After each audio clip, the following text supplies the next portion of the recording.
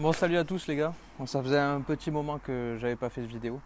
Euh, J'avais dit que j'en ferais une rapidement. Mais la vie a fait que ça a pris plus de temps que prévu. Déjà, j'avais pas prévu de faire cette vidéo forcément, genre FAQ, budget, tout ça, parce que je me suis dit, bon, je pensais pas que ça pourrait intéresser du monde. Mais en fait, on m'a posé tellement de questions par rapport au budget de la voiture et ce que ça m'avait coûté, combien je l'avais acheté. Donc à chaque fois, je réponds au cas par cas par message, mais je me suis dit, bon, ben, quitte à répondre au cas par cas, autant faire une réponse commune à tout le monde, comme ça on ne me posera plus la question. Et voilà, et puis surtout, ça me permet, moi, derrière, de gagner un peu de temps, parce que bon, mais le rodage de la RX-7, ça prend du temps. J'ai une vie professionnelle derrière qui me prend beaucoup de temps, et puis une vie perso aussi. Du coup, j'ai pas forcément le temps de faire 2500 km avec la RX-7. Enfin, voilà, c'est plus long que prévu. La voiture se comporte bien, je roule dès que je peux, je roule avec. Mais voilà, de faire 2000 km pour faire le rodage, ça se fait pas aussi rapidement que ce que j'avais pu croire. Donc voilà. La prochaine vidéo, ce sera sur les avancées de la RX-7. Voyez ça comme une petite vidéo de transition en attendant, voilà, et que le projet il n'est pas abandonné ou quoi que ce soit. Quoi. Voilà. Donc juste une petite aparté sur la vidéo les gars. Je tenais à remercier Vevor, qui est la première marque qui m'envoie quelque chose pour me soutenir. Ils m'ont pas spécialement demandé de promouvoir le produit, enfin ils m'ont même rien demandé du tout en fait. Je leur ai dit que j'avais besoin de cette machine. Et est-ce qu'ils étaient d'accord de me l'envoyer pour soutenir la chaîne, et ils ont dit oui, direct, sans me poser la moindre question et sans surtout rien me demander quoi. Donc c'est vraiment sympa de leur part. Donc merci beaucoup à Vevor. Et donc ça, c'est une machine à ultrasons les gars. Celle-là, je sais plus combien elle fait de litres, je crois qu'elle fait 30 litres celle-ci. Donc ça va permettre, je vais mettre ma main dedans pour montrer, mais voilà, ça permet quand même de commencer à passer de la grosse pièce quoi. Donc c'est vraiment bien.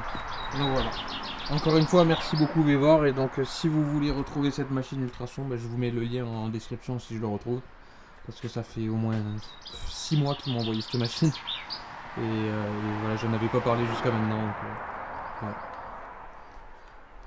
On va reparler un petit peu depuis le début. Donc je vais parler dans un premier temps du budget que ça m'a coûté. Au total quoi. Donc budget achat de voiture, budget administratif, budget rebuild de moteur, parce que ça c'est une question qu'on me pose beaucoup. Donc c'est pareil, je vais y répondre. La prépa et voilà. Et après on passera à une sorte de FAQ où vous êtes nombreux à m'avoir posé pas mal de questions sur le projet, sur moi, sur l'avenir, tout ça. Donc on les prendra une par une. Et voilà. Pour parler budget, combien j'ai acheté la RX-7? Je l'ai acheté 15 000 euros. Donc je l'ai acheté 15 000 euros dans l'état où vous l'avez vu, c'est-à-dire avec les longerons à reprendre. Et le moteur complètement mort. Et surtout démonté entièrement. Donc il faut savoir que cette voiture, pour faire un rappel de l'historique, mais sans en dire trop parce qu'il y a eu quelques histoires avec cette voiture, elle a lâché sur un banc de puissance. Ils étaient en train de la passer au banc et de ce que j'ai compris, du coup, il y a un rotor qui s'est envoyé en l'air. De là, il y a eu une grosse partie juridique, on va dire, où l'acheteur et le préparateur se sont un peu embrouillés. Ça a fini au tribunal, donc ça a duré des mois et des mois, enfin pas des mois et des mois, mais même des années et des années. Et du coup, la voiture, elle est restée arrêtée pendant un long moment. Donc le moteur a été expertisé, donc ouvert, donc il a été tout démonté entièrement. Et à la fin de cette période juridique, entre guillemets, le vendeur, il en avait marre, en fait. Il voulait passer à autre chose, et je peux comprendre. Donc il vendait la voiture comme ça, dans cet état-là. Donc avec le moteur complètement sorti et démonté dans plein de cartons, en fait. Et je crois qu'il y avait une dizaine de cartons. Et moi, j'ai vu cette annonce sur le Bon Coin, c'était pas du tout prévu que je l'achète. À la base, moi, je voulais juste préparer ma MX-5 Turbo, y mettre une boîte séquentielle avec les palettes au volant et faire ce genre de truc. Mais bon, cette voiture, c'est la voiture de mes rêves, comme beaucoup, hein, comme beaucoup d'entre vous aussi. Et donc, elle était à 15 000 euros. Je me suis dit, bon, allez, je l'achète. J'aurai peut-être plus d'opportunités comme ça de la refaire, enfin d'en trouver une à refaire. Et voilà. Donc, je suis allé chercher cette voiture. Donc, je vous invite à aller voir la première vidéo que j'ai fait sur la chaîne concernant ce projet-là. Et donc je l'ai ramené sur plateau et de là a découlé toutes les vidéos que vous pouvez voir. Donc ça a été de chiffrer un petit peu. Je connaissais rien du tout au rotatif. Je savais juste que c'était pas des pistons et que c'était des rotors, mais c'est tout. Donc il a fallu que j'apprenne tout et voilà. Donc c'est là, je vais faire une transition du coup sur ça, c'était les 15 000 euros le budget d'achat de la voiture. Ensuite je vais faire une transition du coup sur tout ce qui est partie rebuild, parce que ça c'est une partie qui vous intéresse beaucoup. Il y en a plein qui me posent des questions sur combien ça coûte par exemple de refaire un rebuild. Alors je vais essayer de répondre, en tout cas c'est mon expérience, ça ne veut pas dire que c'est vrai pour vous, vrai pour la RX8, on a tous des compétences différentes et voilà. Moi il faut vraiment partir du principe que j'ai tout fait moi-même tout seul. Euh, le rebuild complet, personne ne m'a aidé, j'ai tout fait tout seul. Enfin personne ne m'a aidé. Dans la communauté RX7, il y a des gens qui m'ont aidé, mais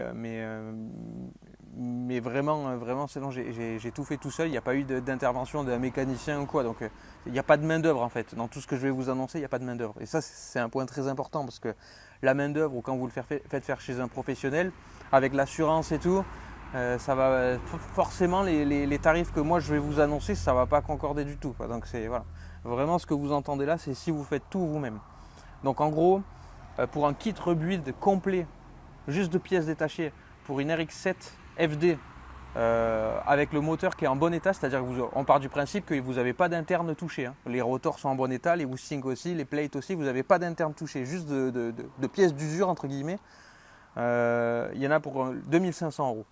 Je vous conseille de partir sur un kit complet. Je sais que on peut juste se permettre de faire les apex et les sides et tout ça, et passer à la trappe tout ce qui est bag et tout, mais moi je vous le déconseille. Franchement, je vous le déconseille. Quitte à faire un rebuild sur une voiture comme ça, prenez le kit complet, vous ouvrez le moteur une fois, vous refaites tout, vous changez les bags, tout ce qui a changé, vous le changez, et au moins vous êtes reparti tranquille.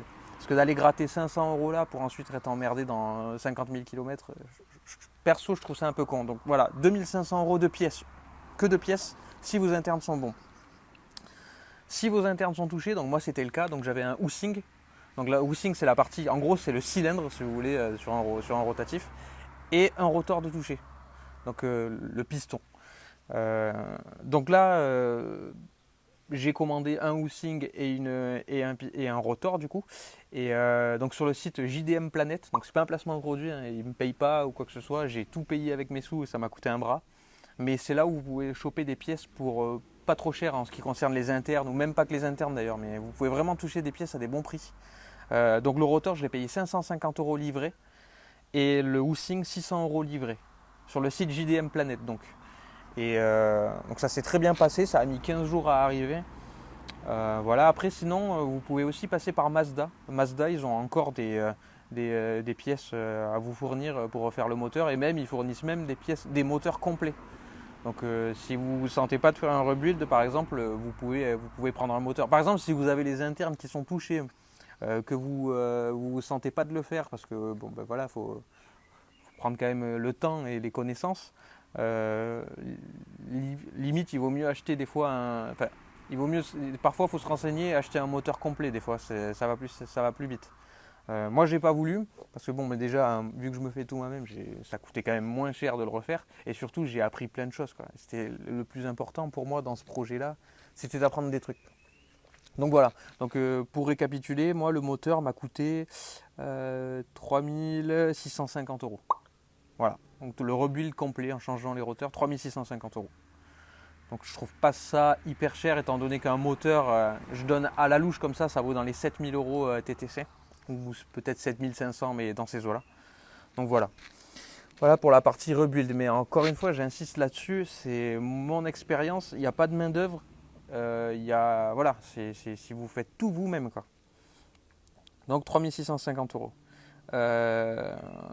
Ensuite, sur la prépa, il a fallu que j'achète le calculateur Link, donc 1300 euros le Link.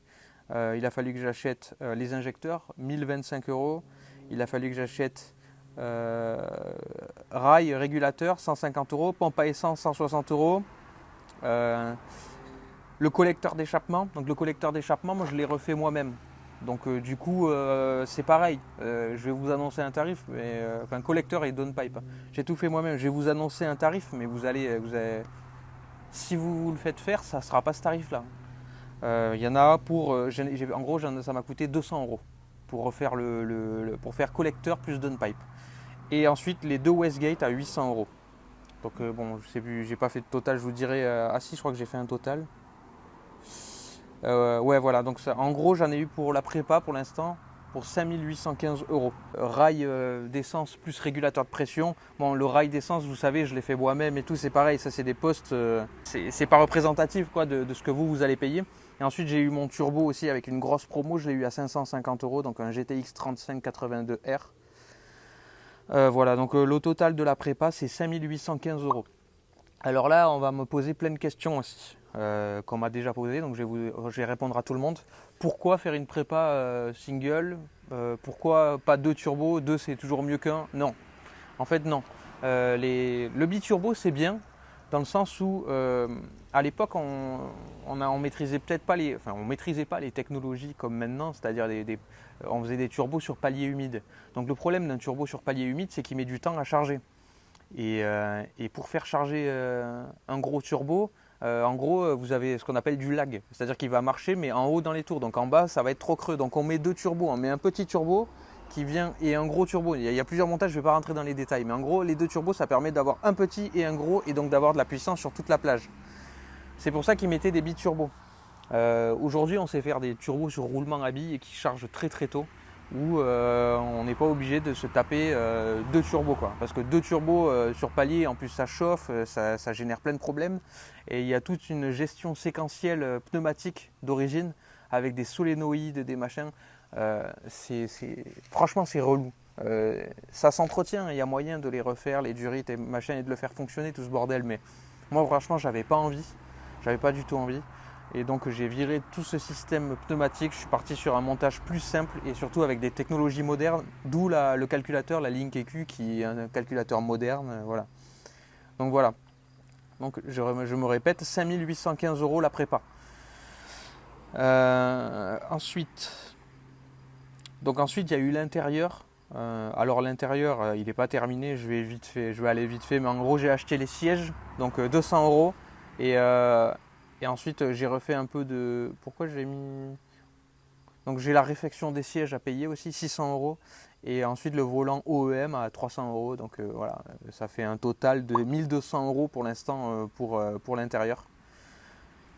Bon, ça risque d'évoluer parce que peut-être que je vais découvrir d'autres trucs ou que je vais commander d'autres trucs, voilà. Et ensuite pour l'extérieur, pour l'instant j'ai pas mis de beaucoup, j'ai mis 350 euros parce qu'en fait je vais refaire la carrosserie moi-même. Je l'ai déjà fait une fois sur une autre voiture, je vais le faire sur la Miata aussi. Donc je vais faire la carrosserie moi-même, donc j'ai compté 350 euros de fourniture pour refaire la carrosserie moi-même. Mais encore une fois, attention, ça c'est le genre de truc où la main d'œuvre c'est ce qu'il y a de plus cher. Donc que moi je paye 350 euros pour refaire la carrosserie de la voiture, ça ne veut pas dire que les carrossiers qui prennent 3000 euros c'est des voleurs, non pas du tout. Parce que vraiment en carrosserie, la main d'œuvre c'est terrible. C'est l'enfer de poncer une voiture, d'apprêter, de reponcer, de réapprêter, de reponcer jusqu'à ce que ce soit nickel. Et s'il y a du mastic à faire, s'il y a de la tôle à redresser et tout ça, franchement, quand un carrossier il prend 3000 euros pour une voiture, ça ne me choque pas du tout. Et quand tous les gens qui ont essayé de faire une carrosserie dans leur vie, ils comprennent pourquoi ça ne choque pas 3000 euros. Donc voilà, donc en gros, au total, la voiture, elle me reviendra une fois que j'aurai fini tous ces items-là à 25 985 euros. Donc ça c'est quand on additionne tout. Je sais très bien que il y aura des imprévus, des trucs, machin. Voilà. En gros, j'aimerais bien qu'elle me revienne une fois terminée, peinture neuve, machin, pour 30 000 euros. Donc il y a Louric6547 qui m'a posé une question. Est-ce que tu penses pouvoir être plus régulier sur les vidéos ou le fait que tu aies un travail ne soit pas compatible avec le fait de faire une vidéo par mois? Alors ouais, Bonne question déjà, je pense que vous êtes plusieurs à vous la poser. Pouvoir être plus régulier, non. Pour l'instant, non. Parce que mon activité professionnelle fait que. Et l'articulation avec ma vie privée fait que pour l'instant c'est difficile. Si ça se trouve, il va y avoir une période où je vais pouvoir vous faire une vidéo par mois ou même 2 vidéos par mois pendant 3 mois, quoi. Et si ça se trouve, il y aura une période où pendant, comme là, quasiment 8 mois je crois, ou 6 mois, un truc comme ça, je ne pourrais pas faire de vidéo. Donc c'est super difficile pour l'instant. Ça pourrait changer dans quelques temps, mais voilà, pour l'instant c'est compliqué de vous donner un rythme fixe. Puis bon, clairement c'est pas non plus forcément le but. Je compte pas devenir youtubeur ou gagner ma vie comme ça. Donc voilà, je préfère vous faire des vidéos moins souvent mais de qualité, ou en tout cas de faire de mon mieux, plutôt que de vous faire des trucs à l'arrache pour vous sortir des vidéos et entre guillemets vous donner à bouffer comme ça, quoi. Ça non, c'est pas le but. Donc j'espère que vous allez quand même rester abonné. Mais voilà, sachez que moi mon but c'est de pas faire de la quantité, c'est de faire quelque chose qui me fait plaisir, quoi. J'ai envie de re-regarder moi mes vidéos et d'être fier de ce que j'ai pu faire, quoi. Alors c'est sûr, les premières vidéos que j'ai faites, j'en suis pas fier, hein, parce que j'étais pas très bon en montage. Bon, je suis toujours pas très bon, mais j'étais pas non plus à l'aise à la caméra. Les plans ils sont mal filmés. C'était une 350Z. C'était pas terrible, quoi. Mais bon voilà, donc le fait d'être plus régulier, en tout cas de me fixer un rythme, ça c'est pas possible. Par contre, de faire plus de vidéos dans une période donnée, oui, ça c'est possible que j'en fasse plus. Voilà, donc on verra ce que la vie me réserve. Question de XLFH5NZ. Est-ce que tu comptes la modifier esthétiquement et quand tu envisages la fin de ton projet RX7? Et bravo pour tes 3000 abonnés. Ben déjà, merci. La modifier esthétiquement, oui, ben je vais refaire une peinture complète dans le Soul Red Mazda. Donc ça va déjà être une belle modif. Et je pense qu'après, je mettrai un kit 99 spec. C'est pas sûr, hein, mais donc ça comprend un pare-choc qui fait un peu plus moderne, un aileron, des bas de caisse, enfin 2-3 petits trucs là. Je vous mettrai une photo peut-être en incrustation si j'ai pas trop la flemme dans le montage pour vous montrer ce que c'est. Et ensuite, quand j'envisage la fin de mon projet RX7, franchement, j'envisage rien du tout parce que de toute façon, c'est jamais vraiment fini. La fin du rodage, j'ai déjà du mal à la prédire. Alors la fin du projet complet, voilà. Si la fin c'est quand il y aura le kit 99 spec et tout ça et que j'aurai plus rien à rajouter, bon ben c'est pas de suite, quoi. Ça va être, je pense, d'ici 1 an ou 2 au moins. Mais si la fin, ce que je peux dire, la fin à court terme du projet, c'est de la peindre et de pouvoir en tout cas en profiter et qu'elle soit terminée en peinture, tout ça. Ouais, j'espère que d'ici une bonne année ou au pire 2 ans, elle sera peinte et terminée, quoi. J'espère, quoi. Alors 1 an ou 2, je vais dire, mais c'est pareil, ça dépend de ma vie professionnelle et du temps que j'ai à y consacrer. Et ça peut varier, quoi. Voilà, donc j'annonce des trucs, mais ça peut varier. Ensuite, une question de Jérémy Briand qui me dit: qu'est-ce qui a été le plus dur pour toi sur la FD? Comptes-tu faire de la piste plus tard? Alors le plus dur, franchement, il n'y a rien qui a été dur finalement. Parce qu'en fait, quand on prend le temps de faire les choses ou qu'on n'a pas peur de se tromper et de recommencer, bah, franchement, ça va. Ce qui a été le plus dur, techniquement, je vais dire, bon, mais c'est de refaire le moteur, sachant que j'y connaissais rien, quoi. Il a fallu que. Alors attention, j'y connaissais rien. J'ai déjà refait des moteurs dans ma vie, mais jamais des moteurs rotatifs et tout ça. Je suis pas mécanicien, je l'ai déjà dit plusieurs fois dans mes vidéos, et c'est pas du tout mon métier. Moi, je suis plutôt dans l'informatique à la base, donc voilà. Donc ouais, je dirais de se mettre au niveau en fait, de bouffer de la RTA, de bouffer du forum américain, anglais, italien, aller chercher des infos partout, et de me lancer aussi un petit peu à l'aveugle dans ce rebuild, parce que finalement sur YouTube FR, même YouTube tout court, il n'y avait pas beaucoup de vidéos pour m'aider, quoi. Donc voilà, le plus dur techniquement, on va dire, c'était ça. Après le reste, ça s'est fait, quoi. Bon, j'ai dû recommencer plusieurs fois des trucs, hein. Le collecteur, bon, vous ne l'avez pas vu dans la vidéo, mais je l'ai recommencé 2 fois, enfin une fois du coup, donc je l'ai fait 2 fois. La downpipe, je l'ai recommencé 4 ou 5 fois parce qu'il y avait toujours un truc. Voilà, ouais. Allez, pour répondre à la question, en gros, le plus dur, c'était techniquement, c'était le rebuild, quoi. Voilà. Comptes-tu faire de la piste plus tard? Oui, franchement oui. Alors attention, pas de la piste à attaquer comme un âne et à foutre la voiture à la limite. Ça sera la Miata, quoi. Si je dois en mettre une dans le mur, je préfère que ce soit la Miata. Mais faire des track day, ouais, déjà pour voir comment elle marche et puis apprendre à la connaître un petit peu sans toucher les limites, hein, mais en s'en rapprochant un peu. Donc ouais, bien sûr. Ouais. Et puis autour de chez moi, il y a Nogaro, Pouarnos. Voilà, il y a des circuits sympas où je compte bien les rouler une fois que le rodage sera terminé et la carte au fait, quoi. Merci pour ta question en tout cas, Jérémy. Ensuite, qu'est-ce que j'ai? Tony.malg sur Instagram qui m'a dit: as-tu un conseil pour fiabiliser le rotatif et quel rotor est le plus fiable?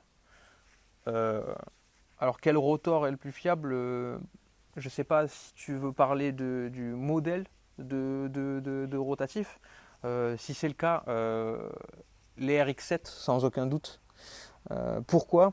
Parce que la RX8 pour respecter des normes euro, je ne sais pas combien, enfin, des normes de pollution, ils ont été obligés de faire des choix et notamment pour réchauffer les gaz d'échappement et donc limiter les émissions, ils ont fait des échappements. Il n'y a pas de conduite d'échappement en fait sur le housing, c'est-à-dire que l'échappement se fait par les plates via des lumières.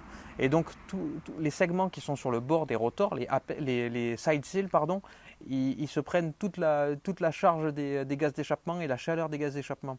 Et donc on a des compressions qui tombent beaucoup plus rapidement sur un moteur de RX8 qu'un moteur de RX7.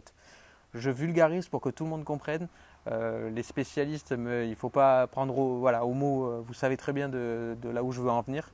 Mais voilà, pour d'énormes pollutions, la RX8 est beaucoup moins fiable entre guillemets sur le long terme.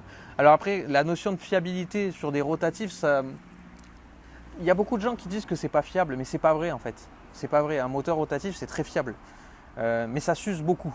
Là oui, un moteur de RX8 pendant 80 000 km, franchement, il n'y a pas de problème. Normalement, s'il est entretenu un minimum, il y a zéro problème de fiabilité. Par contre, au bout de 80 000, oui, il faut refaire la segmentation, quoi. Mais si vous attendez pas 150 000 km et que le moteur démarre plus, normalement, il n'y a pas de dégâts en interne. Donc un petit kit rebuild à 2500 € et c'est reparti. Il faut voir ça un petit peu comme une distribution, en fait, sur un moteur à piston avec une courroie. C'est un truc, voilà, un échéancier, tous les 80 000, ça aussi je vulgarise, ça dépend. Ça peut être 100 000, ce qu'il faut c'est surveiller, prendre les compressions sur vos moteurs. Et voilà, et les suivre. Et dès que vous voyez que la compression elle tombe à un certain stade, mais il faut refaire le moteur, il ne faut pas attendre que ça démarre plus parce que c'est trop tard, c'est tout mort après. Voilà, donc c'est pour ça. Les RX8, elles ont cette réputation parce qu'elles sont souvent, les propriétaires n'étaient pas forcément des passionnés. C'est pas un moteur qui est fait pour tout le monde. Il faut être un minimum passionné c'est pas un moteur qui aurait dû être vendu sur une voiture de série, malheureusement. Et ça a été le cas et du coup les gens ont testé cette voiture comme si c'était une voiture classique et ils ont tout bousillé et du coup elles ont cette réputation pourrie. Pour fiabiliser le rotatif, comme je viens de le dire, la fiabilité pour moi c'est pas un problème sur le rotatif.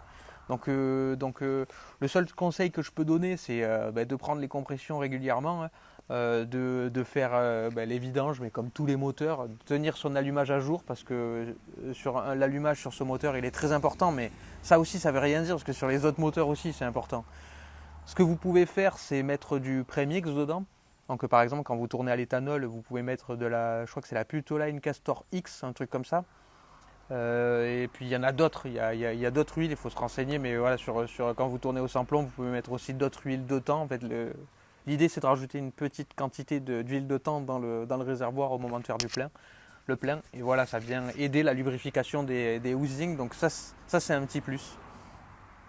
Mais ensuite, la fiabiliser, il n'y a pas de problème de fiabilité pour moi si c'est suivi. Alors par contre sur la RX7, voilà, sur la RX7 c'est un petit peu, la FD, hein, c'est un petit peu différent avec ce système pneumatique que je vous parlais en début de vidéo. Pour moi fiabiliser une RX7 FD c'est virer tout ce système là et mettre un single turbo sur roulement avec un truc simple, et ça pour moi c'est fiabiliser, ouais. Ensuite Tétanos Garage, donc il y a une chaîne YouTube aussi qui a l'air très sympa, qui a des beaux projets aussi, et qui me demande swapper une voiture avec un rotatif. J'y vais ou pas? Ou trop cher, trop compliqué? Alors swapper une voiture, avec un rotatif. Donc je ne sais pas si ça veut dire par exemple mettre un V8 dans une RX-7 ou si c'est mettre un rotatif dans une Corvette par exemple ou un autre moteur.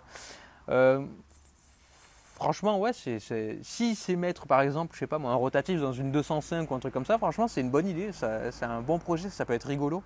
Il y a pas mal de choses à faire, même avec des montages en Atmo, hein, en faisant du periphéral port pour avoir le fameux brap là. Et puis il y a moyen d'avoir des grosses puissances hein, avec un deux rotors préparé en Atmo, hein, genre des 250, 260 chevaux, c'est atteignable. Ouais, ça c'est un projet super, qui serait sympa. Et ensuite, swapper la RX-7 pour y mettre par exemple un V8 LS, pourquoi pas. Franchement, ça m'a traversé l'esprit au début. Je vais me faire incendier par les puristes. Mais franchement, ça m'a traversé l'esprit parce qu'après la voiture elle est fiable quoi. Alors, c'est contradictoire avec ce que je viens de dire, mais c'est vrai que bon, un V8, c'est un V8 quoi. Le truc, on tourne la clé, ça démarrera tout le temps. Il n'y a pas besoin de se prendre la tête, il n'y a pas besoin de prendre les compressions. Voilà, c'est. Je comprends les gens qui font ça. Mais voilà.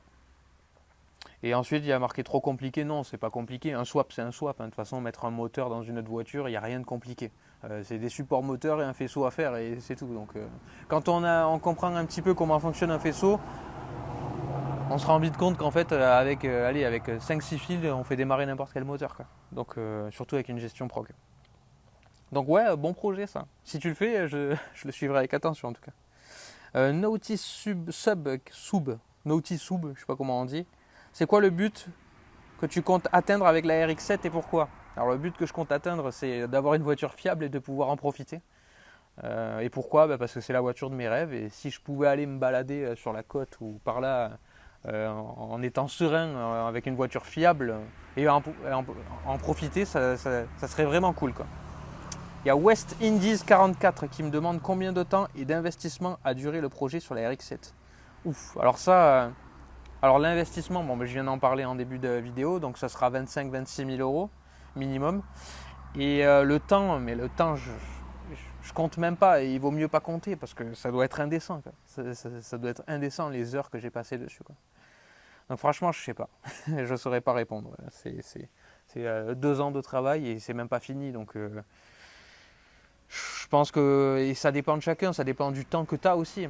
C'est sûr que moi, j'y suis pas tous les soirs, tous les week-ends et tout ça. Donc ça peut durer 6 mois comme ça peut durer 4 ans. Quoi. Donc ça, c'est très difficile à répondre. Kylian Boterel qui me dit au final, un rebuild, c'est accessible pour quelqu'un qui n'a jamais eu de rotatif.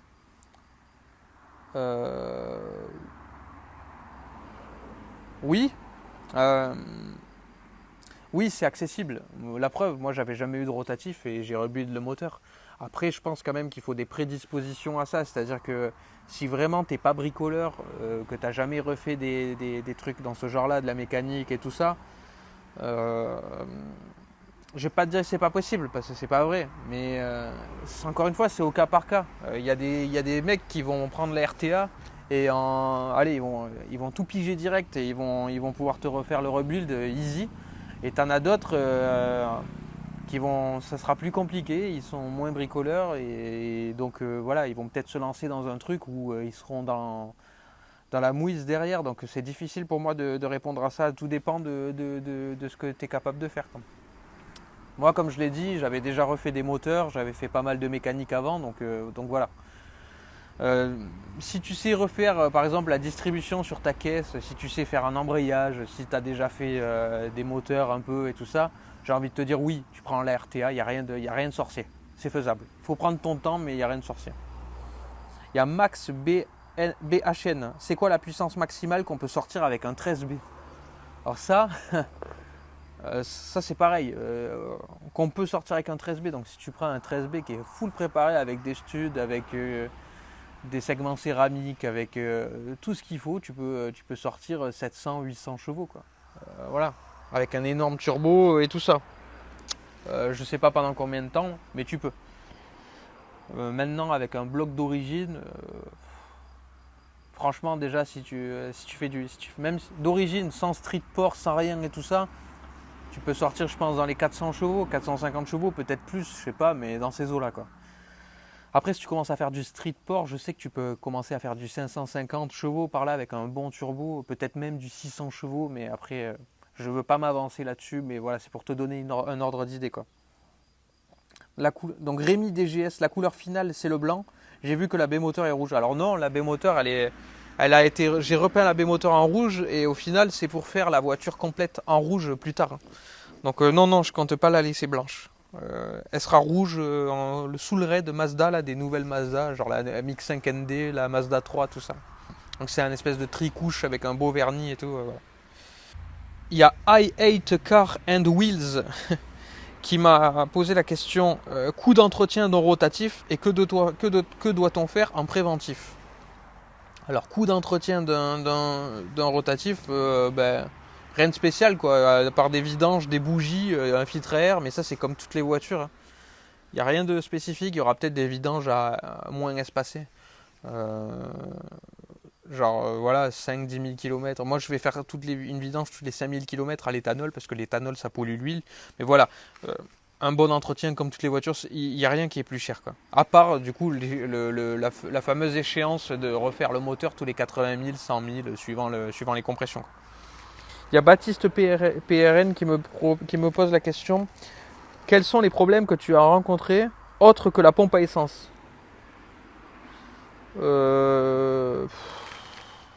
Franchement, à part des erreurs que j'aurais fait moi lors du remontage, genre remettre les joints d'eau au mauvais endroit, ou les soucis avec la tresse de la downpipe que j'ai dû ressouder 3 ou 4 fois parce qu'à chaque fois les tresses neuves elles fuyaient. Non, j'ai rien à dire, quoi. Si pendant la carto il m'est arrivé une connerie, c'est que j'ai utilisé l'outil Mixture Map pour ceux qui connaissent la Link. Pour mapper la carto et donc je la map. En fait, je fais des logs. Je pars rouler, je fais des logs, j'enregistre tout ce qui se passe sur la voiture et après je map sur mon canap. La ligne permet de faire ça, donc c'est vraiment pas mal. Et du coup, j'ai mappé une partie de la map où en fait il faut pas y toucher parce que quand tu démarres, que tu tournes le démarreur, il y a une certaine partie de la carto où tu vas chercher dedans, où le calculateur il se dit je suis là pour démarrer. Et si tu maps ça sur ton canapé sans faire attention, que tu enrichis à mort parce que je sais pas, le calculateur il a dit que c'était pauvre, bah tu peux plus redémarrer après. Donc il m'est arrivé ça la dernière fois, je suis tombé en panne à la station essence parce que c'est ma faute, hein, j'avais touché cette partie-là. Et du coup quand j'essayais de démarrer, la voiture se noyait direct parce que j'avais enrichi à mort cette partie-là alors qu'il fallait pas y toucher. Donc voilà, non, c'est tout. Après, pas de soucis particuliers et que des conneries. Là, quand je suis parti rouler, que j'avais pas mis des colliers à toutes les durées d'eau, voilà. C'est des trucs de débutants, quoi. C'est des trucs qui m'arrivent, quoi. Baptiste PRN, combien de kilomètres à la RX7 te reste-t-il beaucoup de rotage à faire? Alors, elle a 75 000 km, je crois, un truc comme ça. Et là, aujourd'hui, il me reste 1000 km à faire pour pouvoir terminer le rodage et mettre de la pression. Et dernière question, parce qu'après je pense que la vidéo va être beaucoup trop longue. Une petite dédicace, je l'ai réservée, c'est CloudRX. Donc il fait partie des gens qui m'ont aidé sur le projet RX7. Donc voilà, c'est un peu des incontournables dans le RX7 Game FR. Et donc il me pose une question ironique, tu consommes plus d'huile que d'essence avec ta friteuse? Donc voilà, c'est pas... Il sait de quoi il parle puisque lui aussi il consomme plus d'huile que d'essence. Non, et franchement non, moi j'ai pas de conso d'huile, hein. Franchement, bon après il faut dire que j'ai pas beaucoup roulé avec, mais dans du peu que j'ai roulé, j'ai pas eu plus de consommation d'huile que ça, quoi. J'ai vu des moteurs qui consommaient mon F4R sur la Clio par exemple, il consomme un peu d'huile aussi, tous les 10 000 km il me bouffe 1 litre, quoi. Donc je pense qu'on sera dans ce genre de proportions, quoi. Donc voilà, c'est tout, hein. Ce sera déjà pas mal, je pense qu'on a fait le tour de pas mal de choses. Merci beaucoup à tous de suivre mes vidéos et mes aventures, malgré le fait que je sorte pas beaucoup de vidéos. Abonnez-vous à mon Instagram, abonnez-vous à la chaîne si vous ne l'avez pas déjà fait. Et puis voilà, et on se revoit très bientôt quand j'aurai fait les 1000 km restants. J'espère que ça va aller vite. Là les beaux jours arrivent et tout, donc ça devrait arriver vite. Alors la dernière fois je suis tombé en panne, ceux sur Instagram ils ont eu toute la story où j'ai changé la pompe à essence et tout ça, quoi. Donc voilà, encore merci beaucoup à tous et puis à très bientôt. Je fais au mieux.